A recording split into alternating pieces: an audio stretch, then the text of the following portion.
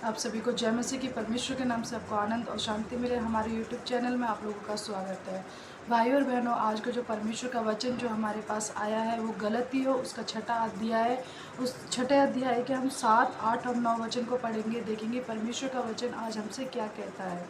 तो आइए पहले हम परमेश्वर के वचन को पढ़ते हैं। परमेश्वर के वचन में क्या लिखा है। 7वें वचन में कुछ ऐसा लिखा है, धोखा न खाओ, परमेश्वर ठट्टों में नहीं उड़ाया जाता, क्योंकि मनुष्य जो कुछ बोता है वही काटेगा। क्योंकि जो अपने शरीर के लिए बोता है वह शरीर के द्वारा विनाश की कटनी काटेगा, और जो आत्मा के लिए बोता है वह आत्मा के द्वारा अनंत जीवन की कटनी काटेगा। हम भले काम करने में साहस न छोड़े, क्योंकि यदि हम ढीले ना हो तो ठीक समय पर कटनी काटेंगे। हालेलुया, परमेश्वर की महिमा हो। भाई और बहनों, इन 3 वचनों में परमेश्वर का जो आज परमेश्वर जो वचन से बात करना चाहता है, परमेश्वर का जो वचन है वो क्या है। पहली बात, परमेश्वर ने क्या कहा कि परमेश्वर ठट्टों में नहीं उड़ाया जाता है।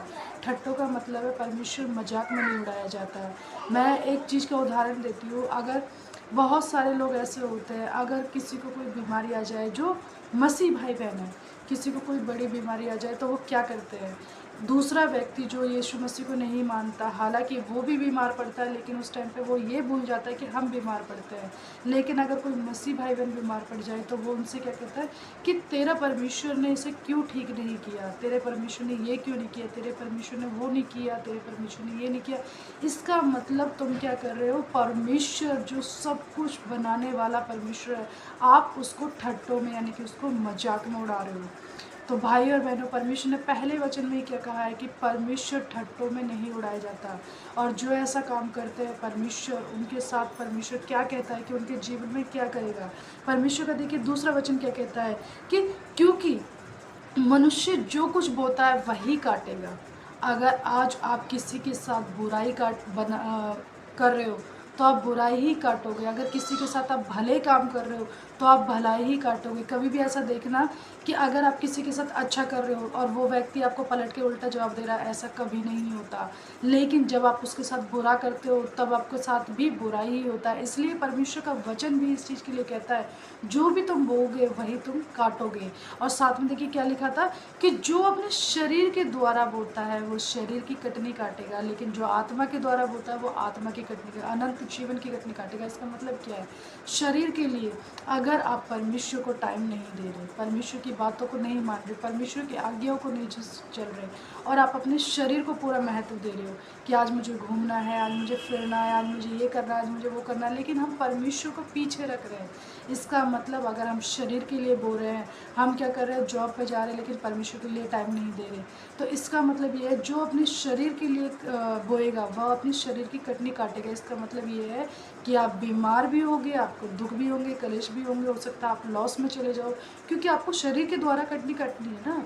इसी तरीके से परमेश्वर ने क्या कहा, जो आत्मा के द्वारा बोएगा और वो क्या करेगा, अनंत जीवन की कटनी काटेगा। इसका मतलब ये आत्मा के द्वारा जब आप परमेश्वर में बनोगे, परमेश्वर के साथ टाइम बिताओगे, परमेश्वर की आत्मा में चलोगे, परमेश्वर की विधियों को मानोगे, तब परमेश्वर क्या कहता है कि तुम अनंत जीवन की कटनी काटोगे।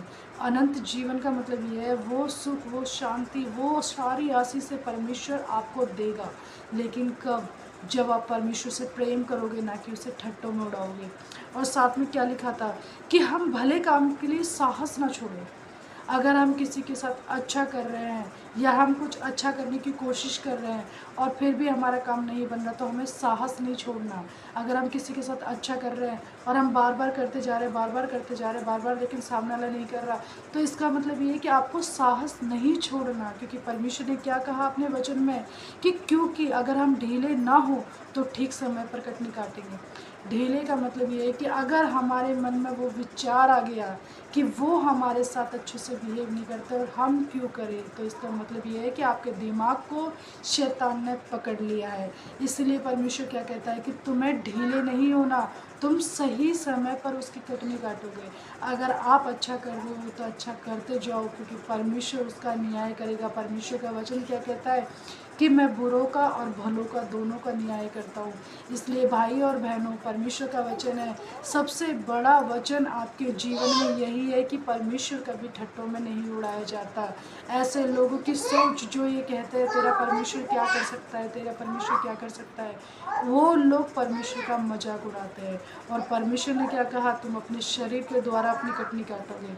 आज जो तुम मुंह से अपने वचन को बोलते हो, जो बातों को बोलते हो, उसी के द्वारा आप अपने जीवन की कटनी काटोगे। इसलिए अपने जीवन को, अपने मुंह को अपने वश में रखें, क्योंकि बाइबल क्या कहती है, अपनी जीव को तो अपने वश में रख, क्योंकि जीव ही है जो आपको बुराई की ओर ले जाती है और जो आपको भलाई की ओर ले जाती है। इसीलिए सबसे ज़्यादा आप अपने जीवन की, अपने जीव की चौकसी करें।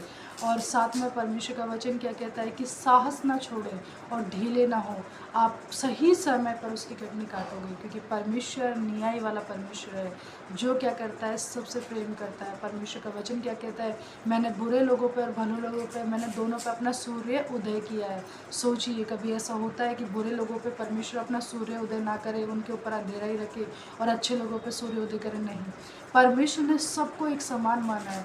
इसलिए आपका जीवन भी साहस नहीं छोड़ना, अपने जीवन को बेहतर बनाए, परमेश्वर में बनाए, परमेश्वर के वचनों को पढ़े। आप लोगों से परमेश्वर का अनुरोध है कि आप लोग परमेश्वर के वचनों को जरूर पढ़ा करें, क्योंकि परमेश्वर हर एक दिन एक नई वचन हमारे जीवन से जोड़ता है। हो सकता है हमें बोलना नहीं आता, लेकिन परमेश्वर का अनुग्रह हमारे जीवन में होता है। अगर आप सच में नहीं बोल सकते, नहीं पढ़ सकते, आप कोशिश करिए, परमेश्वर आपके लिए रास्ते खोलेगा। परमेश्वर आपको अपने मुंह से, आप खुद नहीं समझ पाओगे कि आप क्या बोल रहे हो, क्योंकि परमेश्वर का अनुग्रह आपके अंदर होके बोलेगा। इसलिए परमेश्वर इन वचनों के द्वारा आपको बहुत बहुत आशीष दे। जिन भाई बहनों के पास हमारा मैसेज आता है, उनको परमेश्वर बहुत बहुत आशीष दे।